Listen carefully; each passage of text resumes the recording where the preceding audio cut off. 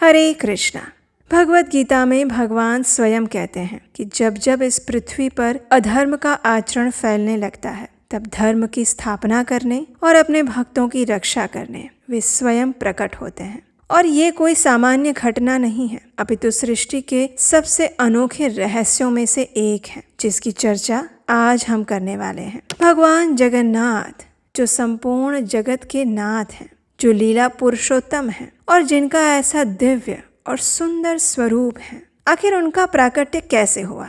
तो आज हम आपको लेकर चलते हैं सतयुग के उन पावन पलों में जब एक राजभक्त ने अपने संपूर्ण भौतिक वैभव होते हुए भी एक अधूरेपन का अनुभव किया था और उसके हृदय में केवल एक ही प्रश्न था कि क्या कभी मैं साक्षात परम पुरुषोत्तम भगवान के दर्शन कर पाऊंगा? लेकिन उसकी इच्छा अधूरी रह गई। ऐसा कहा जाता है कि उसके प्रश्न का उत्तर देने के लिए एक दिव्य तीर्थ यात्री आया था और उसने एक ऐसे धाम का रहस्य उजागर किया जो अब तक सृष्टि के सबसे अद्भुत स्थलों में से था, जहाँ नीले पर्वत के शिखर पर भगवान के सुंदर विग्रह विराजमान थे और जो स्वयं देवताओं की प्रार्थना का भी केंद्र था, जहाँ स्वयं सूर्य देव और अन्य देवतागण उनकी पूजा आराधना करने के लिए आते थे।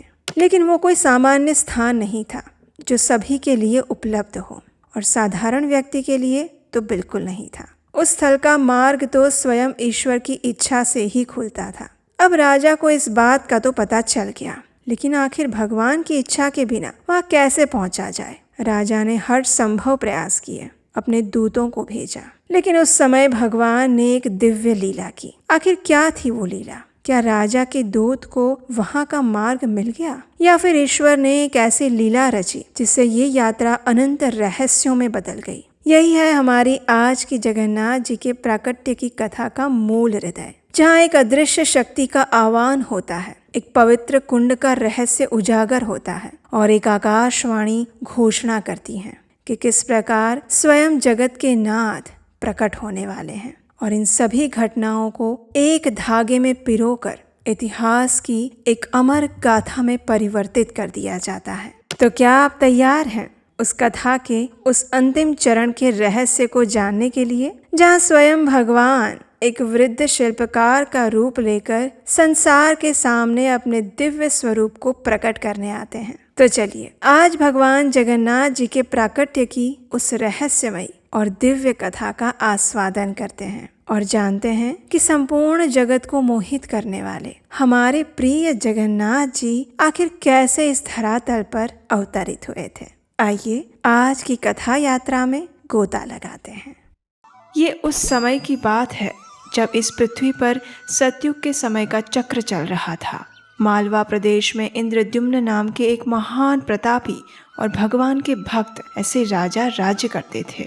उनकी राजधानी अवंती से अपने राज्य को कुशलतापूर्वक चलाने वाले ये राजा वास्तव में ब्रह्मा जी के सीधे वंश के 25वें वंशज थे।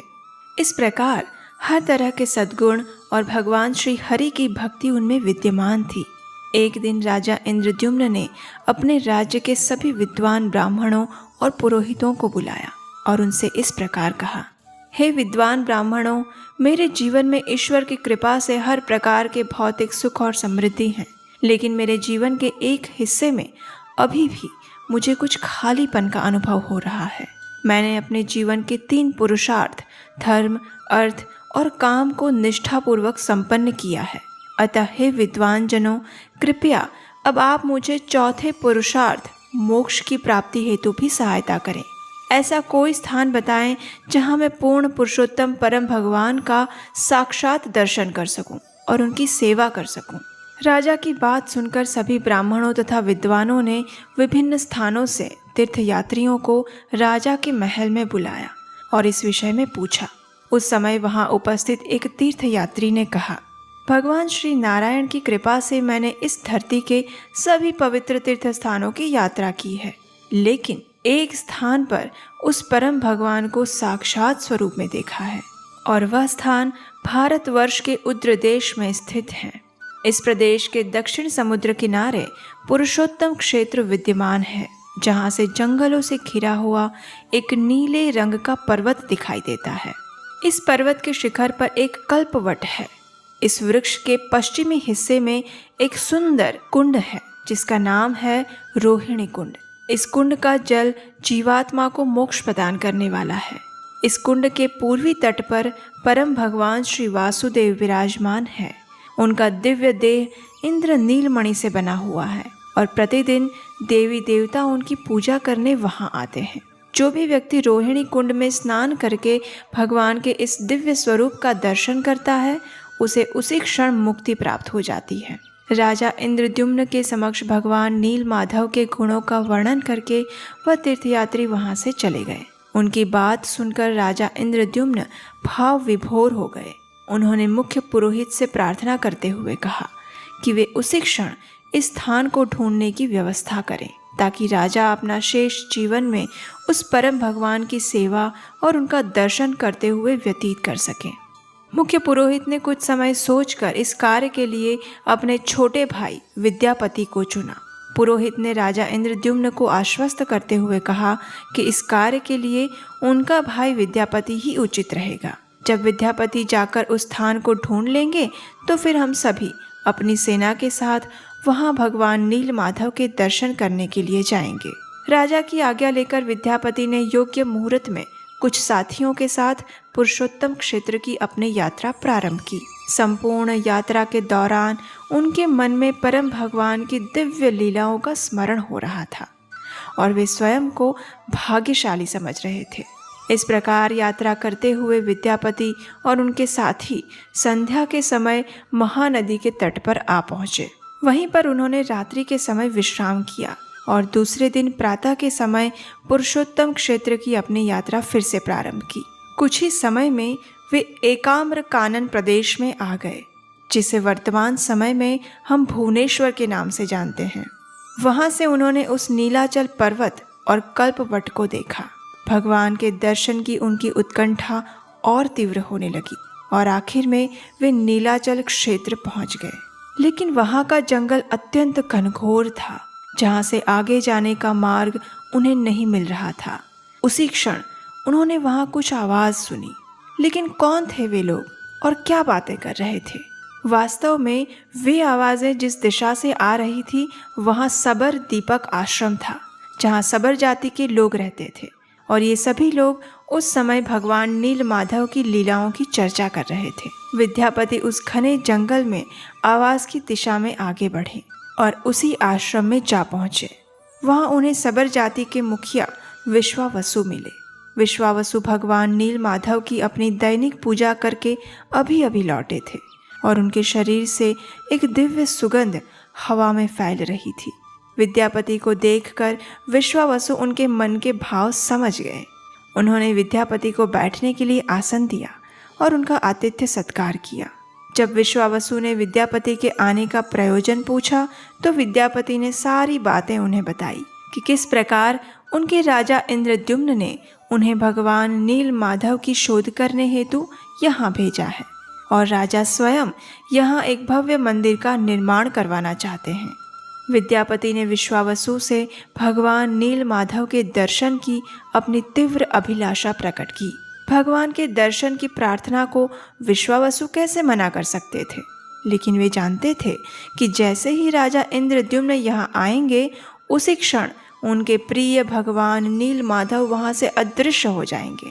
इसलिए उन्होंने इस शर्त पर विद्यापति को भगवान के दर्शन करवाने की अनुमति दी कि वे विद्यापति की आंखों पर पट्टी बांधकर उन्हें वहां ले जाएंगे, जिससे कि उन्हें इस स्थान का मार्ग दिखाई ना दे। लेकिन विद्यापति भी बुद्धिमान थे। उन्होंने भगवान नील माधव के स्थान पर जाते हुए रास्ते में सरसों के दाने गिराते गए, जिससे कि अगली बार जब वे वहां आए तो उन्हीं सरसों के दानों में से उगे हुए पौधे उन्हें नील माधव तक जाने का मार्ग दिखाए।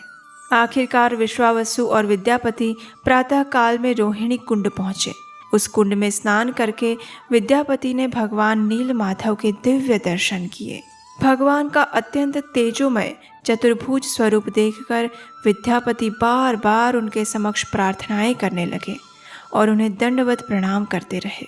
कुछ समय बाद वे दोनों वहां से सबर दीपक आश्रम में वापस लौट आए। अब विद्यापति ने राजा के पास वापस जाकर ये सारा वृत्तांत कह सुनाया। विद्यापति द्वारा भगवान नीलमाधव की सफलतापूर्वक की गई खोज से राजा इंद्रद्युम्न अत्यंत प्रसन्न हुए। उन्होंने विद्यापति से अपनी यात्रा तथा भगवान के दिव्य स्वरूप का विस्तृत रूप से गुणगान सुना। उसी क्षण भगवान के शुद्ध भक्त देवर्षि नारद वहां पहुंचे। उन्हें देखकर राजा अत्यंत भाव विभोर हो गए। उन्होंने उनका उचित आतिथ्य सत्कार किया। राजा की सेवा से प्रसन्न होकर नारद मुनि ने राजा से कहा, हे राजन, परम पिता ब्रह्मा की आज्ञा से मैं यहाँ उपस्थित हुआ हूँ। भगवान के प्रति आपकी भक्ति से सभी देवी देवता आपसे प्रसन्न हैं। नीलाचल धाम में एक भव्य नगरी का निर्माण करने की आपकी इच्छा अति उत्तम है और इसीलिए इस कार्य में आपका मार्गदर्शन करने के लिए मैं यहाँ आया हूँ। इस प्रकार नारद मुनि के मार्गदर्शन में राजा इंद्रद्युम्न अपनी सेना और परिवार के साथ नीलाचल क्षेत्र की ओर निकल पड़े। रात हो चुकी थी, इसलिए महानदी के किनारे पहुंचकर राजा और उनकी सेना ने विश्राम किया। उस समय उत्कल यानी ओडिशा के राजा वहां आए। उन्होंने राजा इंद्रद्युम्न को एक दुखद समाचार सुनाते हुए कहा, हे राजा, कल रात को मेरे राज्य में एक बड़ा सा चक्रवात आया था, जिसके कारण भगवान नीलमाधव के विग्रह सुवर्ण रेत के नीचे अदृश्य हो गए हैं। मेरी प्रजा इस समय भयंकर आपत्ति में आ चुकी है। ये सुनकर राजा इंद्रद्युम्न निराश हो गए। जिस भगवान के दर्शन की तीव्र लालसा में वे यहाँ तक आए थे, वे ही अदृश्य हो गए। लेकिन नारद मुनि ने राजा को आश्वस्त किया और वे अपनी सेना के साथ पुरुषोत्तम क्षेत्र पहुँच गए। वहाँ जाकर नारद मुनि के मार्गदर्शन के अनुसार राजा इंद्रद्युम्न ने वहाँ नरसिम्हदेव के विग्रह की स्थापना की और उनका बड़ा मंदिर बनवाया और 100 अश्वमेघ यज्ञ संपन्न करवाए। इसके पश्चात राजा इंद्रद्युम्न को क्षीर सागर में विराजमान भगवान श्री हरि के स्मितपूर्ण मुखारविंद के दर्शन हुए। जब राजा इंद्रद्युम्न और नारद मुनि इस विषय में चर्चा कर रहे थे, उसी क्षण वहाँ एक बड़ा सा लकड़ी का जत्था पानी की सतह पर तैरता हुआ वहाँ आ पहुँचा, जिसके ऊपर शंख, चक्र, गदा और पद्म का चिन्ह अंकित था। उस समय वहाँ आकाशवाणी हुई और राजा इंद्रद्युम्न को बताया कि कुछ ही दिनों में एक वृद्ध शिल्पकार वहाँ आएंगे और 15 दिनों के अंदर वे भगवान नीलमाधव के नए स्वरूप की रचना करेंगे। लेकिन उनकी इच्छा के अनुसार 15 दिन तक वे जहाँ कार्य कर रहे हैं उस मकान के दरवाजे ना खोले जाएं और 15 दिनों के बाद भगवान के सुंदर श्री विग्रहों की स्थापना राजा द्वारा बनाए गए भव्य मंदिर में की जाए। इस आकाशवाणी को सुनकर राजा अत्यंत प्रसन्न हुए। कुछ ही दिनों में एक वृद्ध शिल्पकार वहां आए और राजा इंद्रद्युम्न ने उस आकाशवाणी के आदेश का यथारूप पालन किया और 15 दिनों बाद लकड़ी के रूप में भगवान जगन्नाथ, बलदेव और सुभद्रा मैया के साथ सुदर्शन के विग्रह वहां प्रकट हुए, जो कि आज भी पुरुषोत्तम क्षेत्र श्री जगन्नाथपुरी धाम में इस कलयुग के जीवों पर अपनी अहेतुकी कृपा बरसा रहे हैं। हरे कृष्ण।